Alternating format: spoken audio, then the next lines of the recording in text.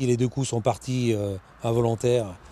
Sont partis. Il y a une voiture qui est aguerrie plus haut. Je l'ai aperçue quand ils ont ouvert les portières, ça allumait.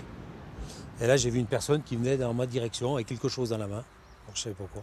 Alors là, j'ai paniqué et j'ai rechargé puis j'ai tiré en l'air pour les faire fuir. Et là, ils sont partis. Depuis le 25 mai, François Mermet est un homme brisé. Cette nuit-là, le couple qui vit au-dessus de son bar tabac est victime d'une tentative de cambriolage. Réveillée par le bruit, Chantal prévient son mari qui descend avec le fusil de chasse du grand-père et tire à 3 reprises. 2 heures plus tard, l'un des malfaiteurs se présente dans un service d'urgence avec du plomb dans le dos. Depuis, François Mermet a été mis en examen pour violence aggravée. Son avocat s'est constitué partie civile et plaide la panique.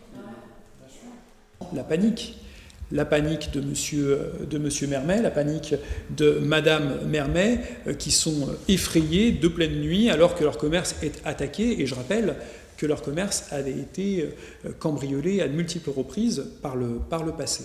Et donc, quel était l'état d'esprit de monsieur Mermet au moment des faits? C'était tout simplement la peur. Et c'est la peur qui va le conduire à tirer à 3 reprises en l'air sans vouloir viser effectivement les malfaiteurs. Je me mets à leur place, j'ai vécu ça. C'est pour ça qu'aujourd'hui, il faut les soutenir, il faut les aider.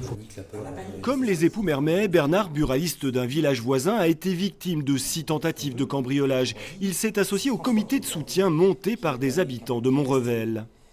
C'est le seul commerce de notre village, c'est très très important, c'est un lieu de rencontre.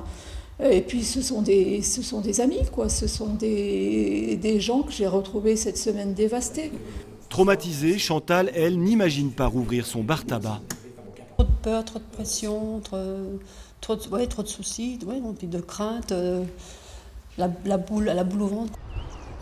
Il y a encore une semaine, les Mermet attendaient avec impatience ce 2 juin, jour de réouverture officielle des cafés. Ce énième cambriolage en aura décidé autrement.